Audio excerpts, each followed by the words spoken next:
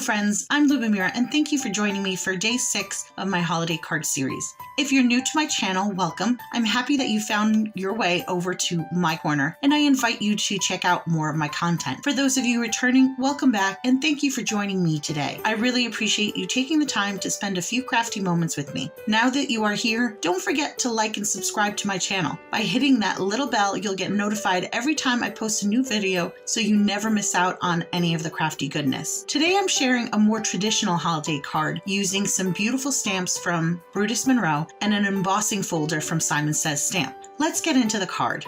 I did all my stamping, heat embossing, and die cutting at the same time when I did this card, so I wouldn't have to keep going back and forth between my workspace and my die cut machine. I started off by stamping my image and sentiment. I used the Scandinavian Holiday stamp set from Brutus Monroe. I really loved this stamp set when I first saw it. If you don't particularly care for coloring, this is a stamp set for you. These are solid images with etched designs meant to be stamped in ink. I chose the deer and I stamped it with Watermark ink to heat emboss with liquid platinum embossing powder. I also stamped the greeting, Happiest Holidays, in the same ink on black cardstock. Before stamping the sentiment, I treated my paper with an anti-static tool, stamped the greeting, and then applied white embossing powder.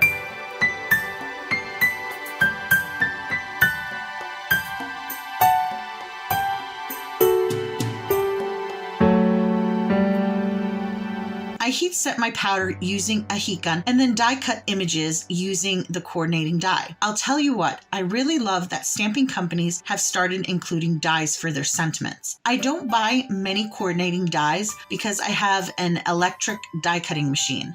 However, I'd be more inclined to buy more when there are coordinating dies for the sentiment.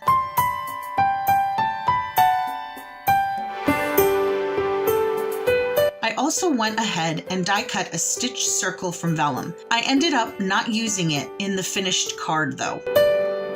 Since I was heading over to my Spellbinders die cutting machine with all my stamped images, I also grabbed the embossing folder I was using for the card and a panel of red cardstock. Before running it through the machine off camera, I spritzed the card panel lightly with some water. This is a trick I've learned from a number of creators out there, although I think Janis Smakula originally suggested it, and it does work really well to bring out all those lovely details.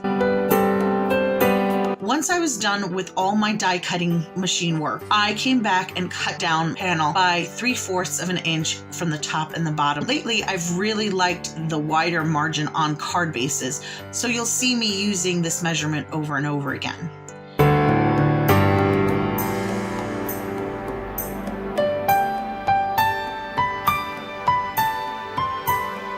If there's one thing to describe this card when it's done, it's shiny. I put shiny elements on so much of it. I started by enhancing the design on the embossed background. I took some Delicata pigment ink in the color Champagne and lightly ran it over the raised parts of the background. This just highlights the embossed design. The pigment ink is one of my favorites because it's not as rich as the gold, but much warmer than silver.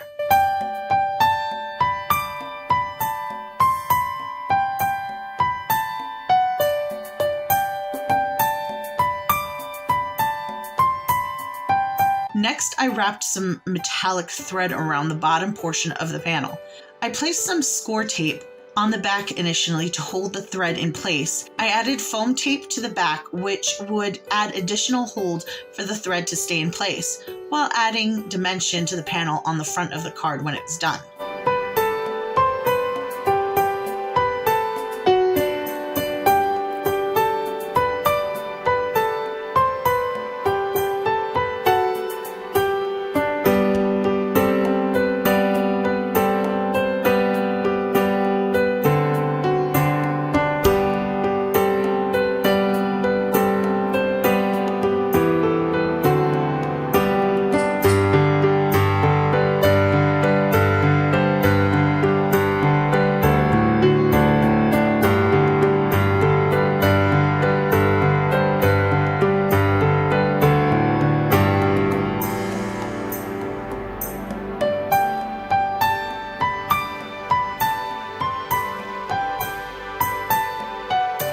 here's where I start fussing with the card. I wasn't sure if I'd use the vellum piece I had die cut earlier. At first, I thought the deer and its details would be too busy to sit on the embossed panel directly.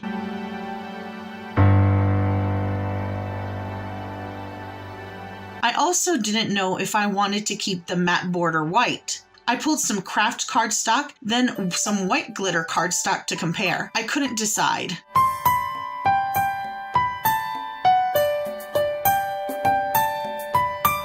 Finally, I cut down the glitter cardstock by 1/2 inch around to sit directly behind my panel, giving it an additional sparkly frame. I attached the craft panel to my card base and set it under my MISTI to dry while I worked on the rest of the card.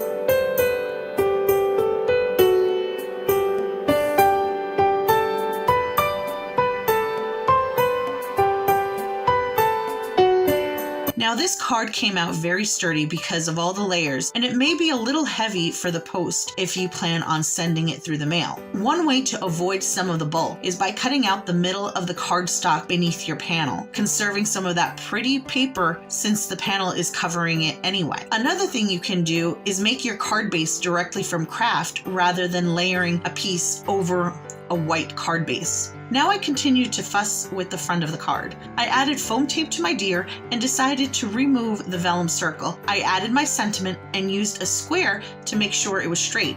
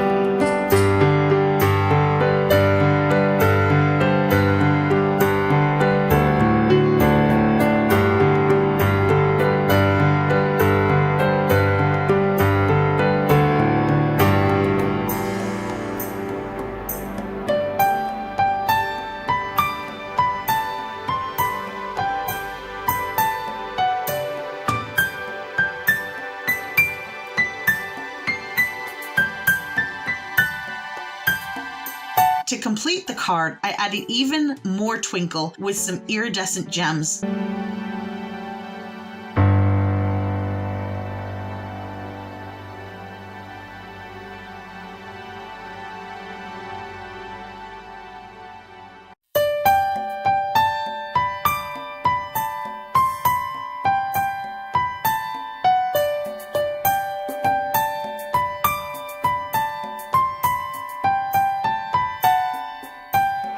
And that's it for this card. So what do you think? Sparkly, right? I love the evolution of this card. I started with something very specific in my head, but then ended up with something a little different. Let me know what you think in the comments below. I hope you enjoyed this video. If you did, please like and subscribe if you haven't already. I will be back with day 7 of the holiday card series tomorrow. Until then, have a wonderful night, and I hope life treats you kindly, my friends. See you soon. Bye.